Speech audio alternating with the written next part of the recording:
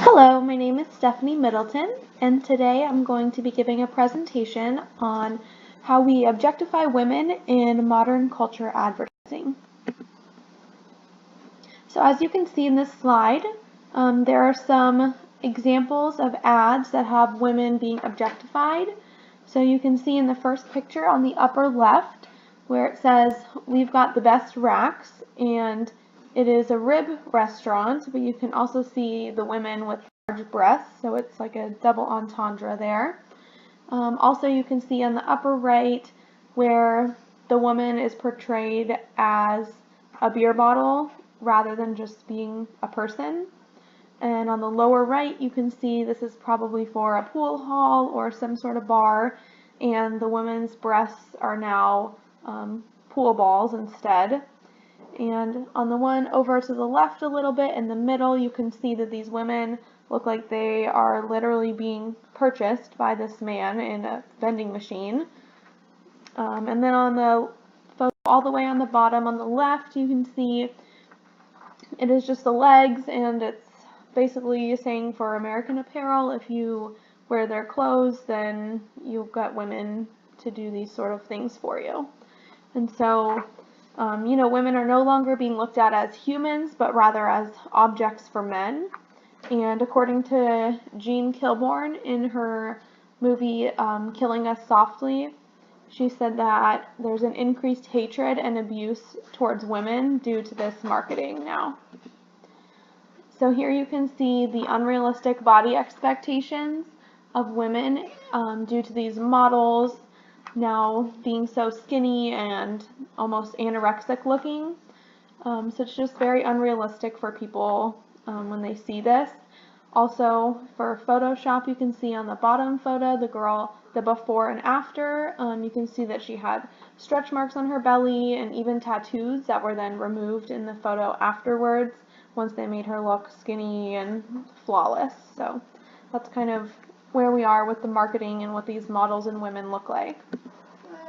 And here you can see some statistics on anorexia. And so this was a study done by the South Carolina Department of Mental Health. And it says that 1 in 200 people have anorexia and 1 in 50 have bulimia. About 15% of those are males, which is not surprising because they don't have as much of a body stereotype as the women do. And anorexia is the third most common chronic illness among adolescents and is the most deadly of any mental illness. Here are some statistics on Photoshop. So this was actually according to a study that was done on 2,000 women participants ranging from ages 13 to 64. So 15% of the adolescents believed that the images of models on advertisements were an accurate depiction of what they look like in real life, which we know is not realistic. And 24% of women reported that they were still uncomfortable with their bodies, even in safe spaces, like among friends and family. And 33% of women did not think that the shape that they wanted for their body was obtainable for them. And now we can see here some of the activists for women's body portrayal in modern day. So we can see Meghan Trainor on the upper right. That's a clip of her in one of her music videos. And on the left, we can see Kate Winslet, which I'm actually going to talk about on the next slide. And then on the bottom right, we can see just a newer age advertisement, and it's using realistic body shapes, natural looking people, and less of the Photoshop and skinny look with the airbrushed faces and things like that. And then you can see there a plus size model, and she looks happy, doesn't have to be the super skinny size 0 models anymore. And so some of the celebrities speaking out, like I said, Kate Winslet on the last page spoke out when Go magazine photoshopped her to look the way that she did in that previous slide. And she spoke out saying that she doesn't look like that and that she doesn't want to look like that. Several other companies, like we saw on the page before as well, have jumped on the bandwagon of wanting to go the more natural and realistic body shape, which is also good for consumers because it's more realistic and obtainable for them, so they can kind of relate to that better. And Meghan Trainor has been a big activist for this as well. She made the song all about that base, so she talks about how she's kind of a bigger woman and that she likes that better than being skinny like all the other people. And again, for her, she had a music video for Me Too, and they actually slimmed down her waist before they released the video, and they didn't tell her that they were going to do that.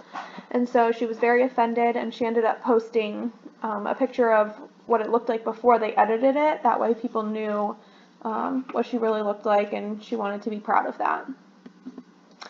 So in conclusion, this type of marketing women works for men who like the way that women look and think that they can, have these types of women if they use these products or buy these products.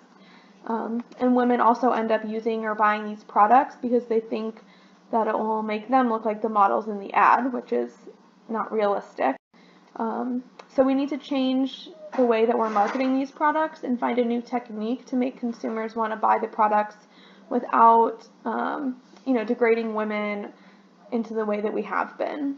And we also need to find a more realistic body image for young women to idolize to hopefully help reduce the amount of anorexia and bulimia and overuse of Photoshop that we're now getting to nowadays.